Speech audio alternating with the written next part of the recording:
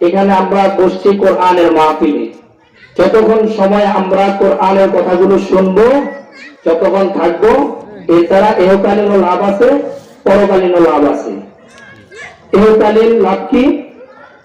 যে এই কোরআনের এত আকর্ষণ, এই কোরআনের এত পাওয়ার আল্লাহ রাব্বুল আলামিন দান করেছেন যে সমাজের সবচেয়ে নিকৃষ্ট একটা মানুষ, সমাজের সবচেয়ে খারাপ একটা মানুষ, যে গুনাহ করতে করতে গুনার অতল গহ্বরে নিমজ্জিত হয়ে গিয়েছে, গুনাহ করতে করতে সে দিনে দিনে ইসলাম থেকে, ধর্ম থেকে হারিয়ে যাচ্ছে, এমন একটা ব্যক্তিকে, সে চোর হোক, ডাকাত হোক, হাইজাকার হোক, নেশাখোর হোক, এই কোরআন তাকে সেই অন্যায় কাজ থেকে বিরত করে একদম সম্মানের উচ্চ শিখরে বসে দিতে পারে কোরআন। চিল্লায় বলেন সুবহানাল্লাহ। যেমন কাসাসুল আউলিয়ার মধ্যে একটি ঘটনা এসেছে যে পৃথিবীর একটি রাষ্ট্রটির নাম হচ্ছে ইরাক। নামটি শুনেছেন? জি। এই ইরাক দেশের মধ্যে একজন নামকরা ডাকাত ছিল, নাম হচ্ছে ফাজাইল ইবনে ইয়াজ। এই ফাজাইল ডাকাত এত ভয়ঙ্কর ছিল, সে এমন বড় এবং মাপের ডাকাত ছিল, সন্ধ্যার পরে তার যে এলাকা আছে, এলাকা দিয়ে কোনো মানুষ সুন্দরভাবে সহজভাবে পারাপার হইতে পারত না। তো তার সিস্টেম কি ছিল? সে জঙ্গলের মধ্যে একটা কাপড় বিছাতো, জুব্বা গায়ে দিয়ে, পাগড়ি মাথায় দিয়ে, তসবিহ একটা হাতে নিয়ে সে ওই জায়গাটার মধ্যে বসে বসে থাকতো। এটাই তার প্রতিদিনের নিয়ম ছিল। তো একজন ব্যক্তি, তার কাছে ছিল 3টি স্বর্ণের চাকা। সে ওদিকে অতিক্রম করতেছে, প্রতিমধ্যে এক লোক বলল যে তুমি কোথায় যাচ্ছ? বলল যে আমি অমুক জায়গায় যাচ্ছি এই পথ দিয়ে। পরে বলল যে তুমি যে এই পথ দিয়ে যাচ্ছ, সামনে তো ফাজাইল ডাকাত আছে, তোমার কাছে যে স্বর্ণের চাকা গুলো আছে সে তো রেখে দিবে। পরে সে চিন্তা করলো, আচ্ছা দেখি কি করা যায়। একটু ভিতরে গিয়ে দেখলো যে একটা লোক জুব্বা গায়ে দিয়ে, পাগড়ি মাথায় দিয়ে, হাতির তসবিহ নিয়ে বসা। তখন সে বলল, আরে আল্লাহর কি দয়া, এমন একটা জায়গার মধ্যে আল্লাহ রাব্বুল আলামিন আমাকে আল্লাহর একজন বুজুর্গ বান্দার সাথে সাক্ষাৎ করাই দিলেন। যাই হুজুরের কাছে যাইয়া আমার জিনিসগুলো আমানত রাখি।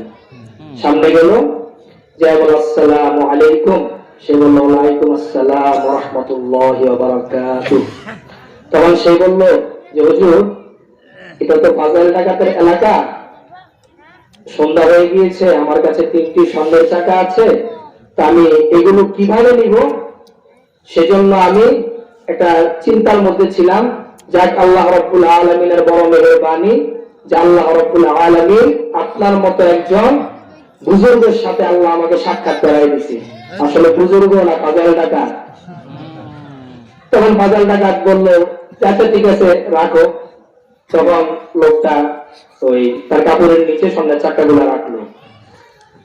রাত 1টা, রাত 2টা, রাত 3টা, রাত 4টা, বিভিন্ন এলাকা থেকে ফাজাইল ডাকাতের সৈন্যরা তাদের স্বর্ণের চাকাগুলো, তাদের ডাকাতের মালামাল গুলো, তাদের ডাকাতের টাকাগুলো, তাদের ডাকাতের রূপা, বিভিন্ন স্বর্ণ মুদ্রাগুলো তারা যখন এক এক করে আনতেছে, এমন সময় ওই যুবক ছেলেটা আসলো, এসে বলল, হুজুর, আমি যে আপনার কাছে 3টি স্বর্ণের চাকা রেখে গিয়েছিলাম, আমার 3টি স্বর্ণের চাকা দেন। তখন ফাজাইল ডাকাত বলল, তুমি যেখানে রেখেছো ওখানে আছে, তুমি নিয়ে যাও। লোকটা স্বর্ণের চাকা গুলো নিয়ে চলে যেতে লাগলো। এমন সময় ফাজাইল ডাকাতের সৈন্যরা ডাক দিয়ে বলল, ও নেতা, ও আমাদের লিডার, সারা রাত জীবনের ঝুঁকি নিয়ে, প্রাণের ঝুঁকি নিয়ে আমরা বিভিন্ন জায়গা থেকে ডাকাতি করি, ও লিডার,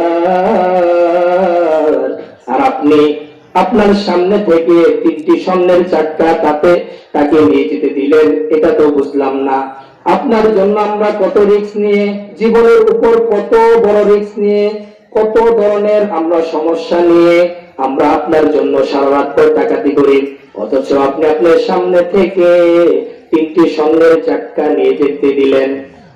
এবার ফাজাইল ডাকাত ডাক দিয়ে বললেন, ও আমার সৈন্যরা, তোমরা তো জানো না, এই ব্যক্তি তো জানে না আমি যে ফাজাইল ডাকাত। সে আমার গায়ে জুব্বা দেখে, সে আমার মাথায় পাগড়ি দেখে, সে আমার হাতে তসবিহ দেখে, সে আমাকে মনে করেছে আমি আল্লাহর ওলি। এই জন্য সে আমার উপরে ভরসা করে স্বর্ণের চাক্কাগুলো রেখেছিল। আমার সৈন্যরা, আজকে যদি আমি এই তিনটি স্বর্ণের চাক্কা তার থেকে রেখে দিতাম, ও সৈন্যরা, আর জীবন ওই ব্যক্তি কোনদিন কোন জুব্বাওয়ালা ব্যক্তিকে, কোন পাগড়িওয়ালা ব্যক্তিকে, কোন তসবিহওয়ালা ব্যক্তিকে, কোন নবীর ওয়ারিসকে, কোন আল্লাহর ওলিকে সে কোনদিন বিশ্বাস করতে পারতো না। আমি খারাপ হইতে পারি রে, কিন্তু আমার নবীর ওয়ারিসরা খারাপ নয়। আমার নবীর আলেমরা, আমার নবীর খাঁটি উম্মতরা কেউ কোনো অপরাধী নয়। আজকে যদি আমি তার তিনটা স্বর্ণের চাক্কা রেখে দিতাম, সে আর কোনদিন কোন আলেম ওলামাকে বিশ্বাস করতো না। পরে ফাজাইল ডাকাত যাচ্ছে সকালবেলা, যাওয়ার পথে এক ঘরের মধ্যে কোরআন তেলাওয়াত হচ্ছে। আগে তো গ্রামের মধ্যে আমরা দেখেছি মক্তব পড়ানো হতো বিভিন্ন বাড়িতে, অনেক মহিলারা, ওনারা বেশি মক্তবগুলো পড়াইতো। মসজিদের মুয়াজ্জিন সাহেব, ওনারা দেখা যায় মসজিদের বারান্দার মধ্যে মক্তব পড়ে, যেটা আমাদের একটা ঐতিহ্য ছিল। কিন্তু সময়ের পরিবর্তনে, আধুনিকতার ছোঁয়ায়, ইহুদি খ্রিস্টানদের বিভিন্ন নার্সারি, বিভিন্ন কেজি স্কুলের সিস্টেম, এগুলোতে দিনে দিনে আমাদের সেই মক্তবের ঐতিহ্য আমরা হারিয়ে ফেলেছি, ঠিক কিনা? ঠিক। তো এক কারি সাহেব ঘরের ভিতরে তেলাওয়াত করতেছে তার স্ত্রীকে নিয়ে। ওই সময় আবার ফাজাইল ডাকাত যাচ্ছে। কারি সাহেব বলছে, আলাম ইয়ানি লিল্লাযিনা আমানু আন তাখশা কুলুবুহুম লিযিকরিল্লাহ।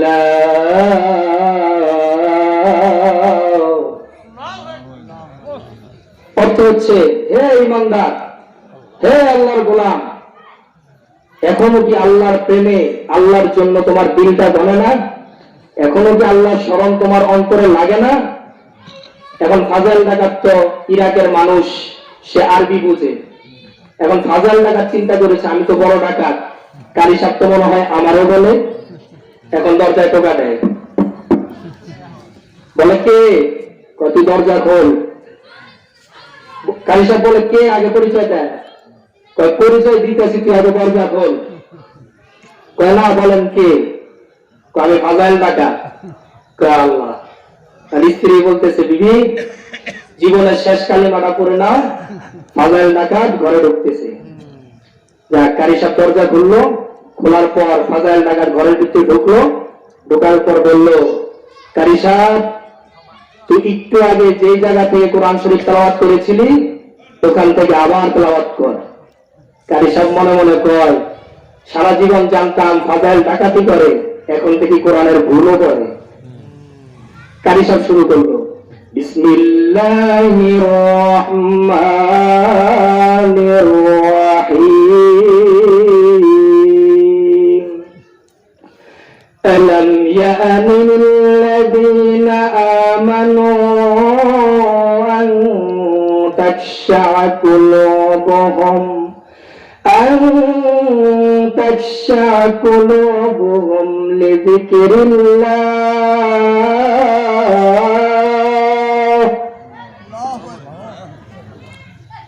কোরআন তেলাওয়াতের শেষে যদি কেউ আল্লাহু আকবার বলে, এতে আল্লাহ রাব্বুল আলামিন তার ঈমানটাকে বাড়ায় দেন।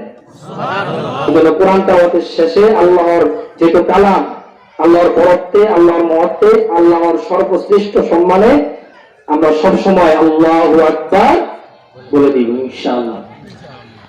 তো কারি সাহেব যখন তেলাওয়াত করলো, কারি সাহেব লক্ষ্য করে দেখে ফাজাইল ডাকাতে দুই চোখ দিয়ে টলটল করে পানি পড়তেছে। ফাজাইল ডাকাত এবার কারি সাহেবকে ডাক দিয়ে বললেন, ও কারি সাহেব, আর তেলাওয়াত করো না, তুমি তোমার তেলাওয়াত বন্ধ করে দাও ও কারি সাহেব। কারি সাহেব, আমি সারা জীবন কত মানুষের সম্পদ আত্মসাৎ করেছি, কত মানুষের সম্পদ লুটপাট করেছি, কত মানুষের জীবন হানি করেছি, কোনদিন আমি আল্লাহর কোরআন শুনি নাই রে কারি সাহেব। তুমি একটা কাজ করো রে কারি সাহেব, ও কারি সাহেব, তুমি আমার জন্য দোয়া করে দাও, আমি যেন আল্লাহর ওলি হয়ে যাই।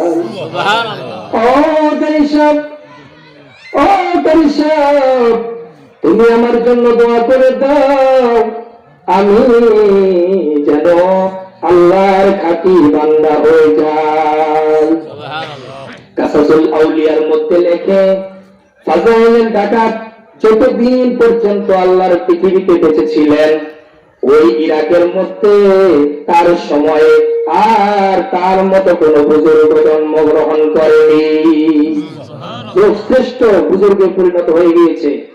কিসের কারণে বলো? কোরআনের কারণে। আমি যেটা বলেছিলাম শুরুতে, যে এহকালীন কল্যাণ, পরকালীন কল্যাণ। এহকালীন কল্যাণ কি? যে সমাজের সবচেয়ে নিকৃষ্ট একটা মানুষকে, সমাজের সবচেয়ে খারাপ একটা মানুষকে আল্লাহর কোরআন তাকে রাস্তা দেখিয়ে তাকে সম্মানের উচ্চ শিখরে বসাই দিতে পারে। চিৎকার দিয়ে বলেন আল্লাহু আকবার। পরকালীন কল্যাণ কি? আল্লাহর নবী ইরশাদ করেছেন, মান জালাল কুরআন আমামাহু কাদাহু ইলাল জান্নাহ। আমার উম্মতের মধ্যে যদি কোনো ব্যক্তি কোরআনকে সামনে রেখে তার জীবনকে পরিচালনা করে, তার ব্যক্তিগত জীবন, তার পারিবারিক জীবন, তার সামাজিক জীবন, তার রাষ্ট্রীয় জীবন, তার সাংস্কৃতিক জীবন, তার শিক্ষা জীবন, তার রাজনৈতিক জীবন, জীবনের প্রত্যেকটি ক্ষেত্রে, জীবনের প্রত্যেকটি জায়গায় যদি আল্লাহর কোরআনকে সামনে মেনে, আল্লাহর কোরআনের অনুশাসন মেনে নিয়ে যদি সে তার জীবনকে পরিচালনা করতে পারে, কাল হাসরের মাঠে আল্লাহর কোরআন তাকে পথ দেখিয়ে আল্লাহর জান্নাতে নিয়ে যাবে। তো মাহফিল আজকে আমরা বসতে পেরে আমাদের লাভ হয়েছে না লস হয়েছে? লাভ হয়েছে। যতক্ষণ আজকে আমরা থাকবো আমাদের ঈমান বাড়তে থাকবে না কমবে? বাড়বে। দলিল হাদিস, আমাদের ঈমান বাড়তেই থাকবে। তা আমরা শেষ পর্যন্ত থাকবো তো ইনশাআল্লাহ। যারা মাহফিলে আসে নাই, বিভিন্ন দোকানে আড্ডা দিতেছে, বিভিন্ন জায়গায় মজমার মধ্যে সময় কাটাচ্ছে, তারা ঢুকে গেছে না আমরা ঢুকে গেছি? তাদেরকে বলবো যে এই পর্যন্ত মাইকের সাউন্ড চাই, আমরা দুনিয়াতে আড্ডা বাদ দিয়ে আমরা মাহফিলের প্যান্ডেলে চলে আসি। আজকে যে আয়োজনটি হয়েছে কালকে আর থাকবে না, এখনো সময় আছে, আমরা সকলে দৌড়িয়ে মাহফিলের প্যান্ডেলে চলে আসি।